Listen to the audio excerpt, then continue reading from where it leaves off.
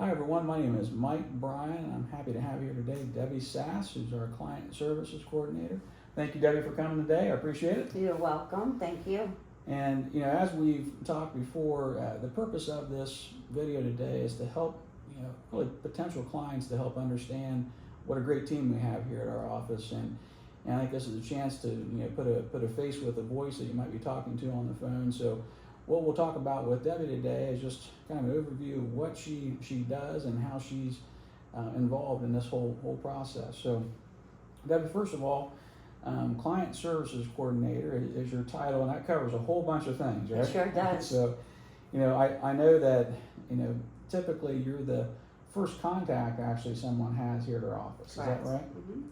And by the way, when they do want to get in contact with you, what's the best way for them to do that? The best way would be to phone call, and that's 740-452-8484, and just ask for Debbie. So I know that phone's probably preferred, but if they want to email to you, what's the best email address for you? That would be dssass@swbwlawfirm.com. Okay. Now we'll circle back around to your primary role as Client Services Coordinator, because that's really the lion's share of what you do. But you also have a couple other hats here at our office too. Is that right? That's correct. And one of the things that you've been introduced to here is our Client Care Program. You're essentially the manager of that program. Yes, I am. And can you describe a little bit about what that program's like, what the purpose of that is? I think the Client Care Program is very beneficial. Once your case is done, after the first calendar year, you can join the program and pick which program you want, and then if you have additional questions or if you have additional forms that come in or even questions, you can call us and you will not be charged. And that's on a yearly fee basis. And the thing I found interesting about that program, I think most attorneys are very very much, here's your paperwork and good luck. Right. And I think that's a bad way to be, particularly in this area of law where you're going to have changes in health conditions, changes in assets or income. What happens if a loved one went to a skilled nursing tomorrow? Right. I think the idea behind that program is to really create more of a relationship than a transaction. It's so that we're involved in their case, and I think that's a big thing that we do differently than most law offices. It's we're not one of those offices that just says here's your paperwork and move on. I think it's we seem to be a lot more involved in that than most. Absolutely. So that program, there's quite a bit involved with that program, as you well know, and once a year or two we have our annual client meeting that you're basically in charge of that as well. Typically that's October time frame when we schedule that, so clients will certainly see you there as well. And another hat that you've been involved with quite a bit is the marketing side of things with our office. Describe that a little bit if you could. Well, we update a lot of publications. We like to educate our clients. We send out a lot of pamphlets. We send out any kind of new information that's for your particular case. So you sort of have a general idea of understanding what we're trying to do for you. Mike also wrote a book that's available online. You can also go to our website and ask for it, and I'll be happy to send it to you. And that's a very good book. It really educates you on anything from Medicaid to Medicare to veterans benefits.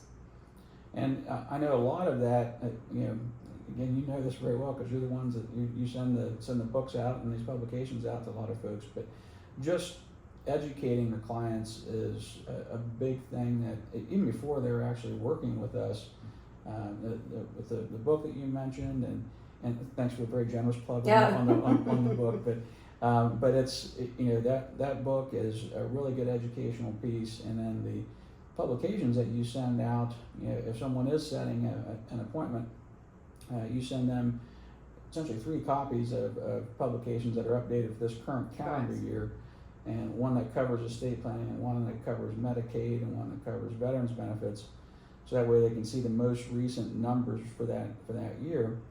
And then the monthly seminars that we put on, we cover everything there, And I know you're reaching out to folks who've attended those seminars to make sure they get these publications, and that seems to be a very, very big part of what you do as well. And one of the things that we've been doing recently is trying to update our other videos like this that I've completed with local skilled nursing facilities, assisted living facilities, home health care. And so you've been the point person on that, is that right? Yes, that's correct. And again, the educational part of it, I mean, that's, we mentioned marketing, but it's really more of an educational component than anything else. It answers a lot of questions that you may not have or not remember to ask us. It's a good piece of information to have. So if you have a question, you might be able to just pick it up and look at it and maybe not get 100% answer, but at least you'll have an idea, so then when you talk to us, you can say, look, I read this, but I don't understand this. And another way I look at it is, if someone's reading that, they might be at a point in their life where some of these things may not be a worry yet. Right. So they may not be at that part of their journey where they think, okay, now it's time, we need to come in. That's been, we've really focused on that. I feel like in the past 5, 6, 7 years, we've really focused on the educational part of it as well. So I want to make sure clients knew that you had those roles in addition to your primary role of client services coordinator. Now, after, let's say they've talked to you, they've set the appointment, and they come in, after I've met with them, if they're ready to move forward, you're one of the first folks that they meet from our team, right? That's correct. And so what happens at that point? Well, at that point, once they make the appointment, we send them out a confirmation letter. We send them out a questionnaire, which is very important to answer and bring it to your appointment, because then we have a general idea how to get your file started more efficiently because we have the information.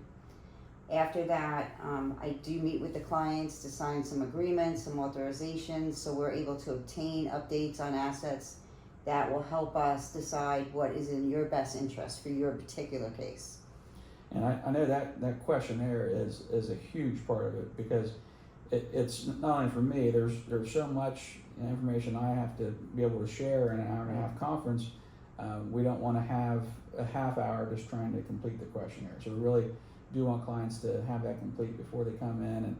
And again, when you're able to look at that completed questionnaire, it gives you a huge head start on everything. Absolutely. And makes their case run along much more efficiently.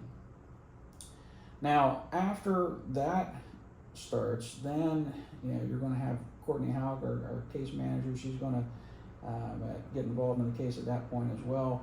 But as the case is moving forward, clients might see you at different signings for their wills and trusts, powers of attorney, whatever it might be.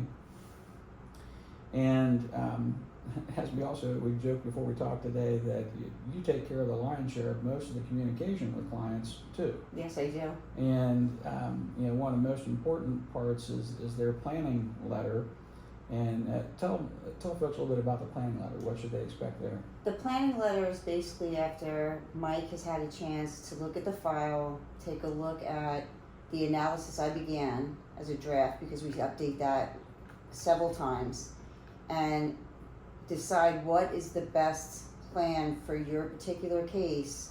And he explains why, and he explains what would make it where you have peace of mind, where you can protect assets if something changes or if you need skilled nursing. These are all things that we're going to protect and educate you on, so you have the funds or help with Medicaid or veterans benefits to get you through these hard times. Yeah, and I think that letter in particular, I took some really good advice from you.